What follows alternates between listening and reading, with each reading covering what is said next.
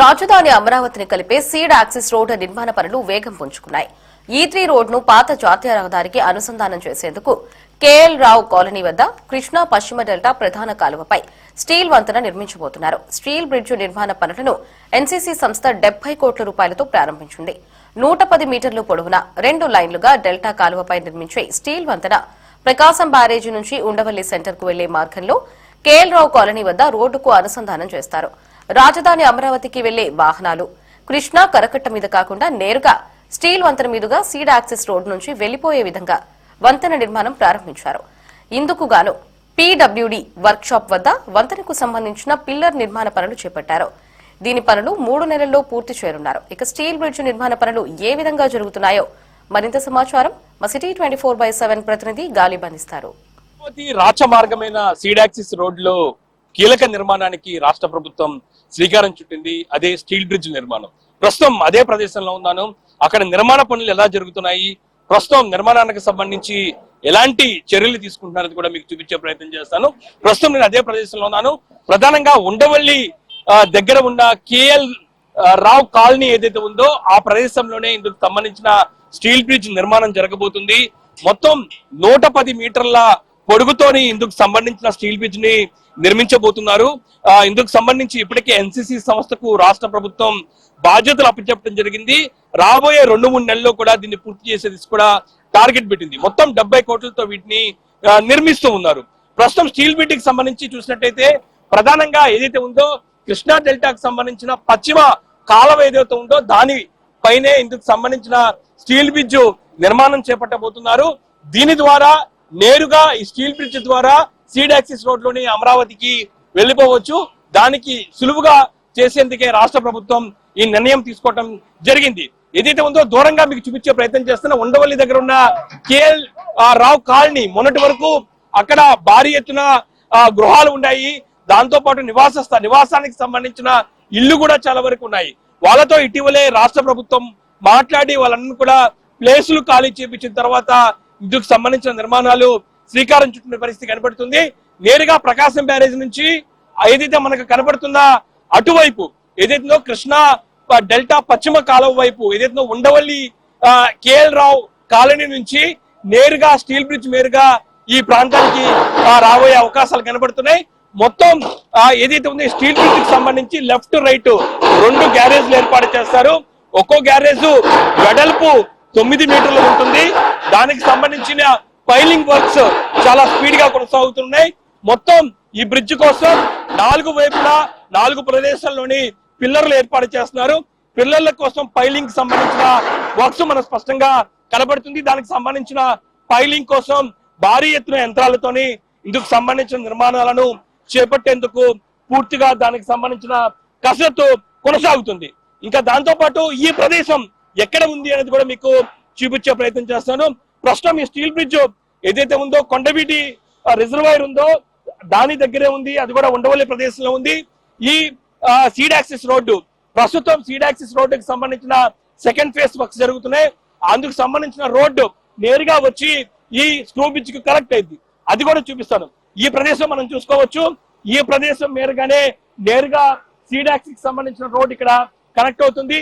ఇప్పుడే seed axis road కోసం పెనుమాక ఉండవల్లికి సంబంధించి కొంతమంది రైతులు భూములు ఇవ్వడం జరిగింది. మరికొన్ని వరకు కూడా భూములు రావాల్సి ఉంది.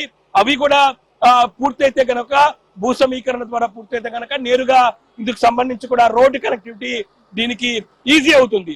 ఈ నేపథ్యంలో మనతో పాటు ఈ స్క్రూ బ్రిడ్జ్ నిర్మాణం ఎలా జరుగుతుంది, దాని డిజైన్స్ ఎలా ఉన్నాయో మనతో మాట్లాడటానికి ఈ స్క్రూ బ్రిడ్జ్ నిర్మాణానికి సంబంధించి ఎన్సీసీ సంస్థకు పూర్తి బాధ్యతలను సిఆర్డీఏ ఇచ్చిన పరిస్థితి ఉంది. ఈ నేపథ్యంలోనే ఈ ఇంజనీర్ ఉన్నారు, నారాయణ గారు ఉన్నారు. సార్, మొత్తం ఈ బ్రిడ్జ్ ఎలా జరుగుతుంది, దానికి సంబంధించిన సైజెస్ ఎలా ఉంటాయి సార్? ఈ టోటల్ బ్రిడ్జ్ లెంత్ వచ్చి 110 మీటర్స్ వస్తుంది. ఇందులో 2 క్యారేజ్ వేలు ఉంటాయి. Left carriage way, right carriage way. Carriage with 8 meters ఉంటుంది. టోటల్ గా ఇందులో 3 స్పాన్లు వస్తాయి. ఒకటి ఇందులో మీకు 4 పిల్లర్లు వస్తాయి. 4 వచ్చి మీకు అపార్ట్మెంట్ A1, A2 2 ఉంటాయి. అలాగే పియర్స్ వచ్చి P1, P2 2 ఉంటుంది. అలాగే దీని స్పాన్స్ వచ్చి మీకు 25 మీటర్స్ ఎండ్ స్పాన్స్. అలాగే మిడిల్ స్పాన్ వచ్చి 60 మీటర్స్ ఉంటుంది. అంటే ఈ రోడ్ లోకి వెళ్ళాలంటే సీడ్ యాక్సిస్ రోడ్ లోకి వెళ్ళాలంటే లెఫ్ట్ సైడ్ రైట్ సైడ్ అంటే రెండు మార్గాలు వెళ్ళేవాళ్ళు పోయేవాళ్ళు కావాలి. దానికి సంబంధించిన డివైడ్ సెక్షన్ ఏదైనా ఉంటుందా? ఆ డివైడ్ సెక్షన్ ఉంటుంది. రెండు సైడ్ లో కూడా మీకు ఏంటంటే A1 సైడ్ A2 సైడ్ వచ్చి మీకు ఎలా ఐలాండ్స్ అనమాట మేడం. ఐలాండ్స్ ఫామ్ చేసి దాని వరకు స్మూత్ కర్వ్తో మీకు రోడ్డు బిల్డప్ చేస్తారు. దాని ప్రకారం వెహికల్ మూవ్మెంట్ కి left side carriage way right carriage వే రెండు విధాలుగా ఉంటుంది అనమాట. ఒకసారి డిజైన్ ఒకసారి చూపించండి. ఇక్కడ ఏదైతే ఉందో డ్రాయింగ్ సెక్షన్ ఉంది. ఈ డ్రాయింగ్ సెక్షన్ లో మనం స్పష్టంగా చూసుకోవచ్చు స్క్రూ బ్రిడ్జ్ సంబంధించిన డిజైన్ ఎలా ఉండబోతుంది, దానికి సంబంధించిన వర్క్ ఎలా ఉంటాయి అనేది కూడా మీకు ఒకసారి వివరిస్తారు. ఒకసారి దీని గురించి చెప్పండి సార్. దీనికి టోటల్ గా ఫౌండేషన్స్ 4 ఫౌండేషన్స్ వస్తాయి. ఇందులో ఈ ఫౌండేషన్ వచ్చి మీకు పైల్ ఫౌండేషన్ అని చెప్తాము. దీనికి ఏం చేస్తారంటే పైల్ ఫౌండేషన్స్ అంటే మీకు మొత్తం టోటల్ గా ఒక రోటరీ డికంబిషన్ ఉంటుంది. రోటరీ డికంబిషన్ లో మొత్తం బోర్ చేస్తాం. బోర్ చేసిన తర్వాత అరౌండ్ 40 మీటర్స్ వరకు మనం బోర్ డెప్త్ చేస్తున్నాం. అందులో మీకు రెయిన్ఫోర్స్మెంట్ కేజ్ రెడీ చేసి కేజీల వరకు చేస్తాం. ఆ తర్వాత మీకు ఈ ఏదైతే మనం బోర్ చేస్తామో ఆ బోర్ లో మన కాంక్రీటింగ్ కూడా జరుగుతుంది. ఇప్పుడు ప్రెజెంట్ కాంక్రీట్ చేస్తున్నాం. ఆ విధంగా చేసిన తర్వాత దానికి పైల్ క్యాప్ ఎక్స్ప్రెషన్ ఓపెన్ చేస్తాం. ఓపెన్ చేసిన తర్వాత దాని మీద పైల్ క్యాప్ పైన పీర్ వస్తుంది. పీర్ క్యాప్ తర్వాత పీర్ క్యాప్ ఒకటి మన కన్స్ట్రక్షన్ చేస్తాం అన్నమాట. ఈ పీర్ క్యాప్ కన్స్ట్రక్షన్ చేసిన తర్వాత పెడస్టల్స్ వస్తాయి. పెడస్టల్ రెడీ చేసిన తర్వాత దాని మీద స్టీల్ గడ్డర్స్ ఒకటి మన ఫ్యాబ్రికేషన్ చేసి గడ్డర్స్ ఎరెక్షన్ చేస్తాం. ఎరెక్షన్ చేసిన తర్వాత దాని మీద క్యారేజ్ వే వస్తుంది. క్యారేజ్ వే తర్వాత టోటల్ గా రెడీ అయిన తర్వాత DBM BC ఈ రెండు రెడీ చేసిన తర్వాత టోటల్ గా రోడ్డు క్యారేజ్ వే రెడీ అవుతుంది. అంటే ఖచ్చితంగా ఈ ప్లేస్ ఈ స్టీల్ బ్రిడ్జ్ అనేది అమరావతి రాజధానికి ఒక ముఖద్వారం. ఏ విధంగా అట్రాక్షన్ గా ఉంటుంది అనుకుంటారు మీరు? అట్రాక్షన్ అంటే మీరు టోటల్ గా స్ట్రక్చర్ పోలా రెడీ అయిన తర్వాత చాలా బ్యూటిఫుల్ గా కనిపిస్తుంది. ఆ అలైన్మెంట్ వరకు కానీ కర్వ్ పర్సన్ కానీ చాలా ఇదిగా ఉంటుంది. టోటల్ గా విజయవాడలోనే ఒక డిఫరెంట్ గా కనిపించే స్ట్రక్చర్ గా రెడీ అవుతుంది. సార్ ఇప్పుడు ఖచ్చితంగా ఈ ప్లేస్ అనేది కృష్ణా వాటర్ ఎక్కడ తవ్వినా బయటకు వచ్చే ప్రదేశము. కింద స్ట్రాంగ్నెస్ కోసం మీరు ఎలాంటి జాగ్రత్తలు బ్రిడ్జ్ కోసం తీసుకుంటారు? మీకు థియేటర్లు ఏంటంటే బ్రిడ్జ్ కనెక్షన్ స్టార్ట్ అయ్యే ముందు సాయిల్ ఇన్వెస్టిగేషన్ రిపోర్ట్ చేస్తాం.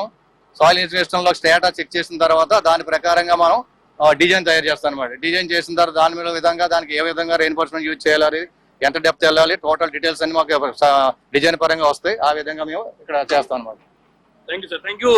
ఖచ్చితంగా NCC సంస్థ అన్ని జాగ్రత్తలు తీసుకొని ఇందుకు సంబంధించిన డిజైన్స్ చేస్తుంది. ఇదిగో మీకు చూపించే ప్రయత్నం చేస్తాను. బర్కింగ్హామ్ కెనాల్ దగ్గర ఏదైతే ఉందో ఇందుకు సంబంధించి కూడా స్టీల్ బ్రిడ్జ్ నిర్మాణం జరుగుతుంది. ఇందులో చూసుకోవచ్చు మొత్తం 110 మీటర్ల పొడుగుతో దీన్ని నిర్మిస్తున్నారు. ఏదైతే ఉందో 2 సైట్స్ ఉంటాయి. దీనికి సంబంధించి 2 సెక్షన్స్ బార్కర్లు కూడా ఏర్పాటు చేస్తున్నారు. ఇవి ప్రత్యేకంగా ఒక్కొక్కటి చూసినట్టయితే 9 మీటర్లతో ఉంటుంది. ఖచ్చితంగా ఇది అమరావతి ముఖద్వారంగా ఏదైతే ఉందో సీడ్ యాక్సిస్ రోడ్డుకి ఉన్న నేపథ్యంలో ఖచ్చితంగా ఒక బ్యూటిఫుల్ గా కనిపించబోతుంది. ఒక స్పెషల్ అట్రాక్షన్ గా ఉండబోతుంది. అందుకోసం పనులు చాలా స్పీడ్ గా జరుగుతున్నాయి. మరోపక్క ఇప్పటికే మంత్రి నారాయణ ఈ ప్రదేశంలోని పూర్తిగా పరిశీలించారు. ఇటు ప్రభుత్వం CRDA ADC నుంచి మాత్రం నిర్మాణ సంస్థలకు రాబోయే 2 నెలల్లో ఖచ్చితంగా పూర్తి చేయాలనే టార్గెట్ ఉంది. ఫిబ్రవరి ఎండింగ్ కి పూర్తి చేయాలని కూడా టార్గెట్ ఇచ్చిన నేపథ్యంలో దానికి అనుగుణంగానే ప్రస్తుతం చాలా స్పీడ్ గా వర్క్స్ జరుగుతున్నవి. దానికి సంబంధించిన పిల్లర్ వర్క్స్ జరుగుతున్న నేపథ్యంలోని మరోపక్క ఇదే ప్రదేశంలోని ఖచ్చితంగా ఇంత భారీ మొత్తంలోని స్క్రూ బ్రిడ్జ్ ఏదైతే ఉందో స్టీల్ బ్రిడ్జ్ నిర్మిస్తున్న నేపథ్యంలో ఖచ్చితంగా దానికి ఉపయోగించే మెటీరియల్ కూడా చాలా స్ట్రాంగ్ గా ఉంటుంది. ఇందుకోసం స్టీల్ కి సంబంధించిన గేజెస్ కూడా ఇక్కడ రెడీ చేస్తారు. దానికి సంబంధించి కూడా ఒకవైపు జరుగుతున్న పరిస్థితి కనబడుతుంది. ఎందుకంటే ఇంత భారీగా స్టీల్ బ్రిడ్జ్ అందులో కూడా వాటర్ కింద నుంచి ప్రాంతంలోని ఫౌండేషన్ వేస్తున్న నేపథ్యంలో ఖచ్చితంగా దానికి ఉపయోగించే మెటీరియల్ కూడా చాలా స్ట్రాంగ్ గా ఉండాల్సిన అవసరం నేపథ్యంలో దానికి సంబంధించి ఇప్పుడు ఇందాక మీకు చూపించిన పైలింగ్ వర్క్స్ ఏదైతుందో పిల్లర్ ఫౌండేషన్ వర్క్స్ ఏదైతుందో పైలింగ్ వర్క్స్ పూర్తయిన తర్వాత ఇక్కడ ఏర్పాటు చేసిన ఏదైతే ఉందో ఇక్కడ ఉన్న ఏదైతే ఉందో స్టీల్ మొత్తం కూడా దానిలోని పెడతారు. దానికి సంబంధించి తర్వాత కాంక్రీట్ పనులు జరుగుతుంటాయి. ఓవరాల్ గా చాలా అద్భుతంగా దీన్ని నిర్మించడానికి ఇప్పటికే అధికారులు పూర్తి స్థాయిలో డిజైన్ కంప్లీట్ చేసిన నేపథ్యంలో ప్రస్తుతం ఇప్పటికే సీడ్ యాక్సిస్ సంబంధించిన ఎక్స్టెన్షన్స్ పనులు చాలా స్పీడ్ గా జరుగుతున్నాయి. దాదాపు 3.92 కిలోమీటర్లకు సంబంధించిన సెకండ్ ఫేజ్ కి సంబంధించిన తారు వర్క్స్ కొనసాగుతున్న నేపథ్యంలోని మిగతా రోడ్ ఎక్స్టెన్షన్ కోసం భూములు కూడా కొంతవరకు సేకరించాల్సిన అవసరం ఉంది. ఆ ప్రక్రియ కూడా త్వరలోనే ముగిసిన తర్వాత వెంటనే ఈ స్టీల్ బ్రిడ్జ్ సంబంధించిన నిర్మాణం పూర్తి చేసుకున్న వెంటనే వాటిని నేరుగా సీడ్ యాక్సిస్ రోడ్ కి కనెక్ట్ చేస్తారు. నేరుగా అమరావతి ఏదైతే ఉందో అమరావతికి వెళ్లేందుకు విజయవాడ నుంచి దాంతో పాటు మంగళగిరి నుంచి వచ్చే వాళ్ళు ప్రతి ఒక్కరూ ఏదైనా కరకట్ట వైపు వెళ్లకుండా నేరుగా ఈ స్టీల్ బ్రిడ్జ్ ద్వారా అమరావతి సీడ్ యాక్సిస్ ద్వారా వెళ్లే అవకాశం ఉన్న పరిస్థితి కనబడుతుంది. రాబోయే రెండు మూడు నెలల్లో దీన్ని పూర్తి చేసే దిశ కూడా చాలా స్పీడ్ గా స్టీల్ బ్రిడ్జ్ కి సంబంధించిన వర్క్స్ చాలా స్పీడ్ గా కొనసాగుతున్న పరిస్థితి కనబడుతుంది. ఇది స్టీల్ బ్రిడ్జ్ కి సంబంధించిన నిర్మాణానికి సంబంధించిన అప్డేట్. కెమెరా పర్సన్ రంగాతో కాలిక్షణ 427 అమరావతి.